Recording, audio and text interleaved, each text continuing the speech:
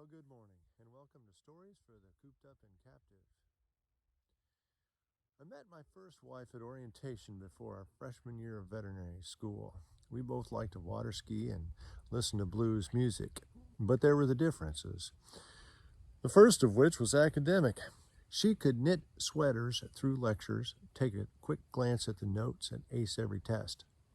I, on the other hand, in order to stay awake, chewed tobacco by the bushel, drank coffee by the gallon, sat in the front row, took notes like a madman, pulled all-nighters, and prayed for C's.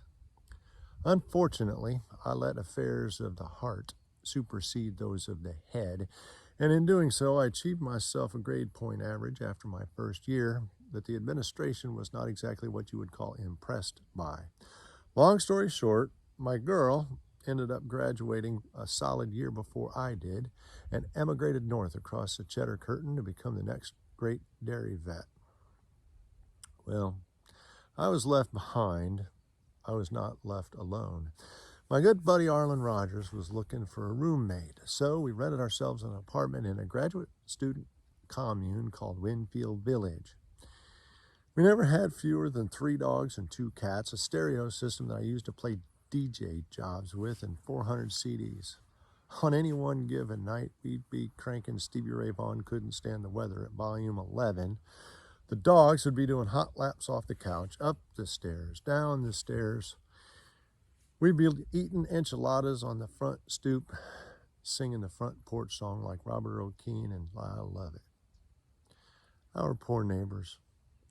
On the other side of the drywall was a lovely family of 5 we affectionately called the Baptists. They were so named because every Sunday morning, Sunday evening, and again on Wednesday evenings in single file, from Papa Bear down to the youngest son, properly dressed, they would file out of their apartment with their Bibles under their arms, headed for worship.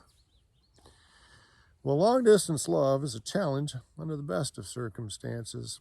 And with 240 miles in between us, in addition, we were trying to juggle clinical schedules and on-call. There were times when we didn't get to see one another for a solid month. During one such drought, she decided she was going to come down to visit in spite of the fact that she was on call on Friday night, which led into calvings on Saturday morning and a DA surgery. She didn't get into town until 10 o'clock Saturday night, and she was exhausted. But still, we celebrated our reunion, as young lovers will, and fell into peaceful slumber wrapped in one another's arms.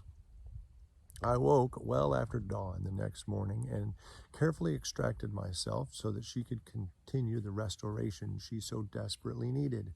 I dropped at my knees next to the bed and swept my arm, intending to collect the spoils from the previous night of passion. I found nothing. I dropped on my stomach and reached as far as my arm could, and I pulled back 3 dirty socks in the early onset of panic.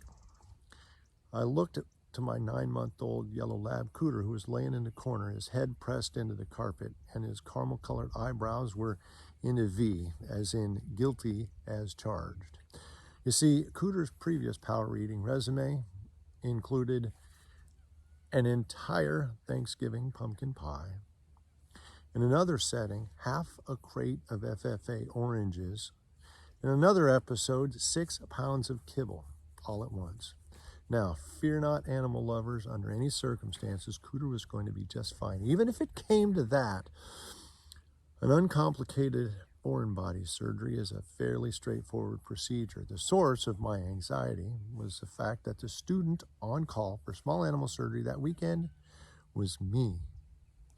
I would be assisted by 2 technicians from the university, a couple of classmates, and the whole procedure would be overseen by a clinician. Problem is, you cannot simply make an incision in your dog's duodenum and quickly remove a used prophylactic from and stick it in your pocket without breaking a surgical field. So I was going to go for plan A. I called for Cooter and we flew down the stairs 2 at a time. I parked him in the corner with his head in the air and grabbed the brown bottle. I told him to chug like a frat boy, and somewhere around 45 or 50 cc's, his stomach started to churn, so we flew across the living room, flung open the front door, and introduced the reluctant little lab to the concrete slab out front. At the exact time that the Baptists were departing for church, glory bound. I had a split second to make a decision which would be less scarring on these poor kids. A 6'4" Sasquatch and tidy whities attempting to shield them, or what my dog was about to vomit on the sidewalk in front of them. Being the coward that I am, I slammed the door shut and parted the blinds. Cooter ran 6 squares on the sidewalk in front of them, heaved twice, and promptly proceeded to produce 3 Kleenex and a Trojan receptacle tipped condom in the middle of the sidewalk. Papa Bear never broke stride, never dropped his head.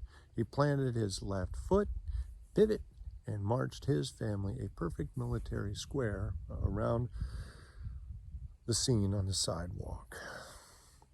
To this day, I wonder if it is not the good graces of that sweet family that has kept me largely from harm. If all else fails, keep something moving forward.